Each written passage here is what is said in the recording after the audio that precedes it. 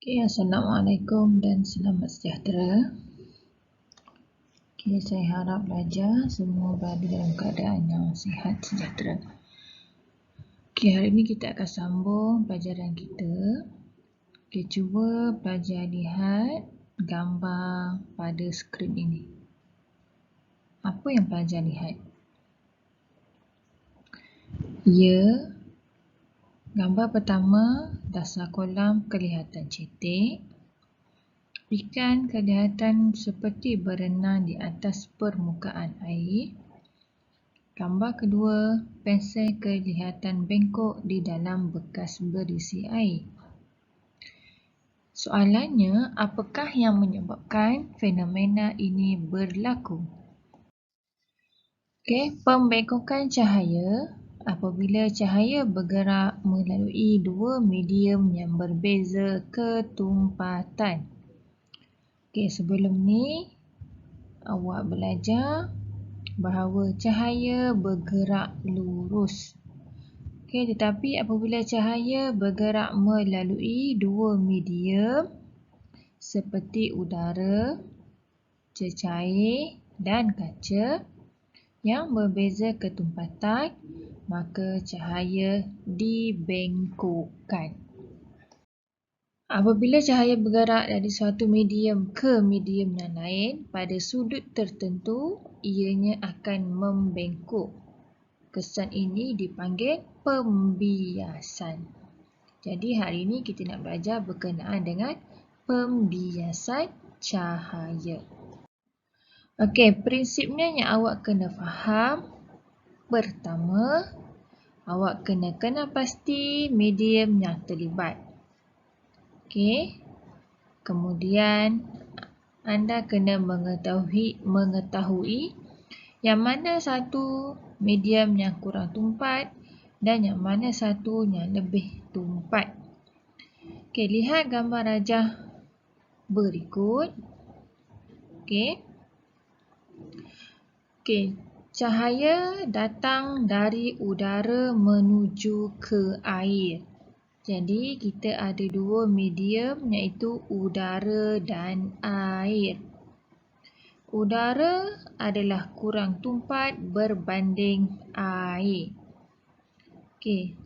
Apabila cahaya bergerak ataupun cahaya melalui dua medium yang berbeza ketumpatan, maka akan berlakulah proses pembiasan. Dalam rajah ini, proses pembiasan berlaku di dalam air. Yang ketiga, cahaya akan dibiaskan menjauhi garis normal. Jadi pembiasan itu berlaku di dalam air.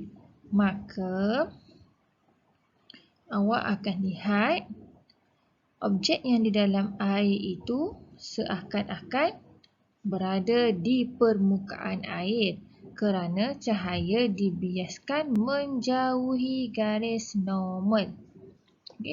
Garis normal ni yang tengah ni. Yang tengah ni 90 darjah. Kenapa garis cahaya ini dibiaskan menjauhi garis normal? Kerana air adalah ketumpatannya sangat besar. Maka apabila cahaya melalui air, cahaya ini susah untuk bergerak.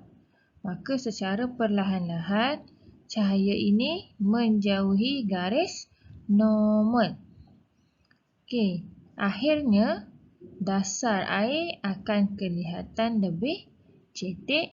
Ataupun jika ada haiwan berada di dalam air, awak akan nampak seolah-olah haiwan ini berada di permukaan air. Gambar yang kedua pula adalah cahaya datang dari dalam air menuju ke udara. Maksudnya, cahaya ini datangnya daripada air. Jadi kita masih lagi ada dua medium, air dan udara. Di sini air lebih tumpat berbanding udara. Okey, apabila cahaya melepasi, cahaya melepasi air, seolah-olah cahaya ini semakin mendekati garis normal. Maka jika awak di dalam air, awak nak lihat sesuatu daripada dalam kolam. Awak nak lihat sesuatu yang ada di atas permukaan air. Awak akan lihat seolah-olah objek itu kelihatan sangat jauh. Sangat jauh. Maksudnya dia menghampiri garis normal. Katakanlah objeknya di sini. Awak akan nampak seolah-olah dia berada di sini. Dia menghampiri garis normal. So, objek itu kelihatan jauh. Ini adalah contoh. Ini adalah contoh gambaran bagaimana untuk menerangkan gambar yang sebelum ini. Contohnya, seorang perempuan ingin melihat kawannya di dalam air. Kenapa dia seolah-olah melihat kawannya itu berada di permukaan air? Maksudnya sangat dekat di permukaan air. Kerana cahaya telah dibiaskan menjauhi garis normal. Garis normal ni yang titik-titik tegak ni. Sebab itu perempuan ini melihat kawannya seolah-olah berada di atas ataupun berhampiran dengan permukaan air. Tetapi sebaliknya, kawannya yang di dalam air itu melihat dirinya di permukaan air. Ini bezanya. So, soalannya, mengapakah seorang perempuan melihat rakannya di dalam air lebih dekat dengan permukaan air? Tadi saya dah jawab. Sebab cahaya telah dibiaskan menjauhi garis normal. Tetapi, kenapa rakannya melihat perempuan itu jauh daripada permukaan air? Maksudnya jauh. Jauh ini yang dia nampak. Yang ni, lelaki ni dia nampak kawan dia bukan kat sini, di atas ni. Kenapa? Awak boleh jawab. Kalau tadi disebabkan menjauhi garis normal, so yang ni awak kena jawab apa? Kata kuncinya sama. Garis normal. Sama ada menjauhi atau mendekati.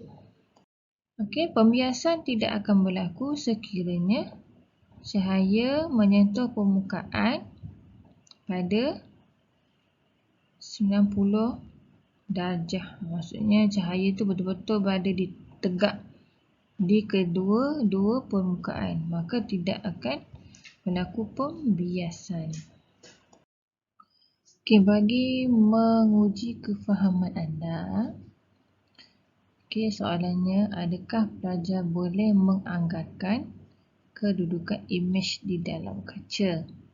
Terangkan jawapan anda.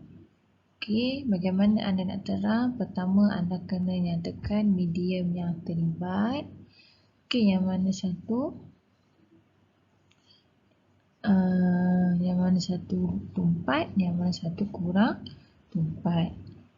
Cahaya itu